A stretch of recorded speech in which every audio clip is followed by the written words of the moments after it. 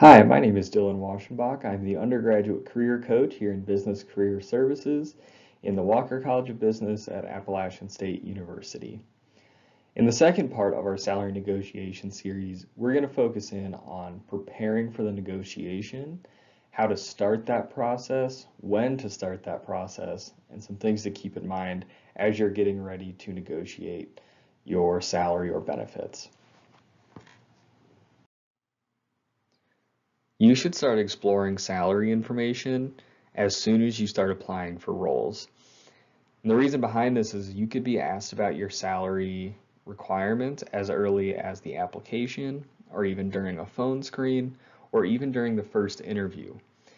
And ideally, you want to deflect this question. You want to learn more about the role, you want to learn more about the responsibilities that you're going to have, but that isn't always possible, so you should always have a prepared answer for the question about salaries or salary requirements anywhere throughout the process of applying for jobs.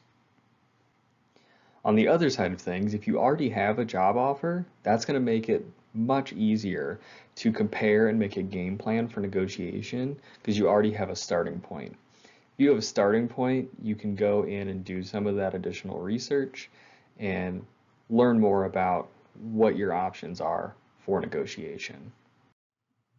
To put your best foot forward in a salary negotiation, you really need to start that process by doing a lot of research. You need to, one, do research on the role that you're applying to and the averages for that role, kind of just in general, and then looking at that more specifically in the area that you are planning on living or working. We know that different roles, maybe even within a specific major, are going to be vastly different, and then different areas around the country have very different costs of living. So you need to understand both of these things as you're going into your salary negotiation. So first, you want to start looking into some income averages.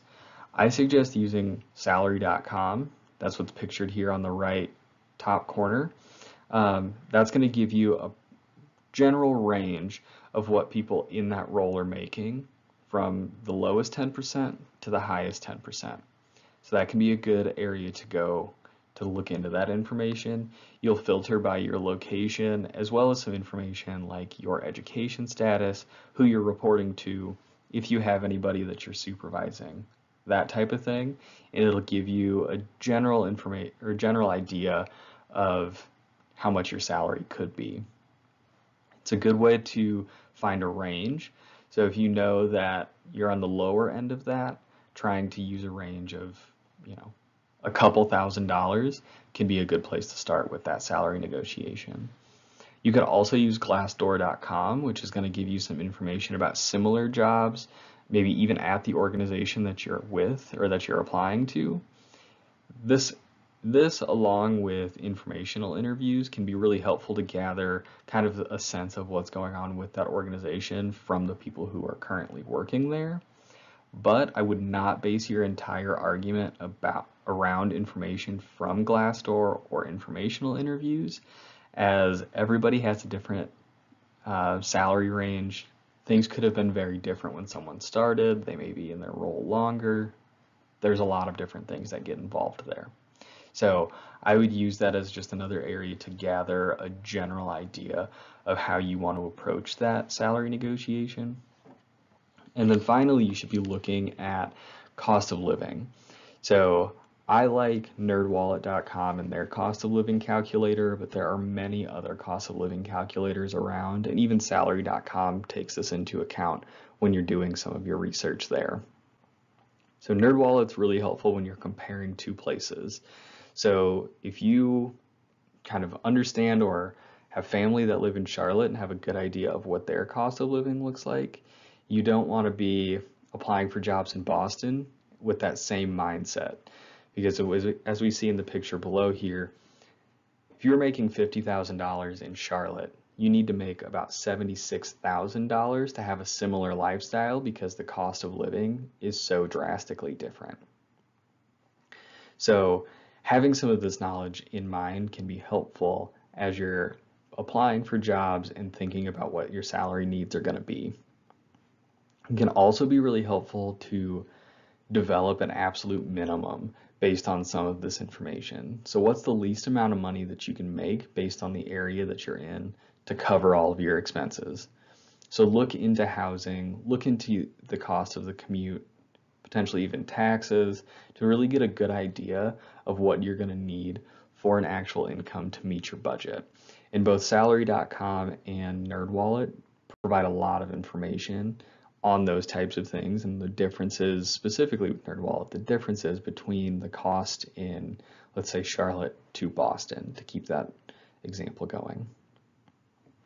Another thing you should do in addition to this research is kind of balance the information you're gathering with helpful tips from places like the Balanced Careers, as well as like YouTube channels from business professionals, other universities, in addition to the video that you're already watching.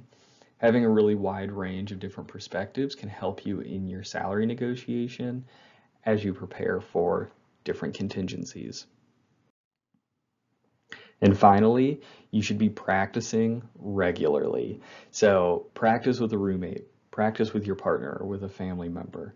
Record yourself discussing these different skills and your interest in a higher salary, because you want to bring in not only that research you're doing, but also what you're going to bring to that organization that's going to help them be more successful in the area that you're working in.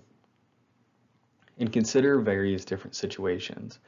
Think about kind of the differences between how you'd approach a salary negotiation compared to like trying to work from home. And think about those different options as you prepare. So again, this is the end of our this part of our salary negotiation series. If you do have additional questions or need help preparing or practicing or researching for a negotiation, feel free to reach out to me on Handshake or email, and we can discuss your questions further. Thank you.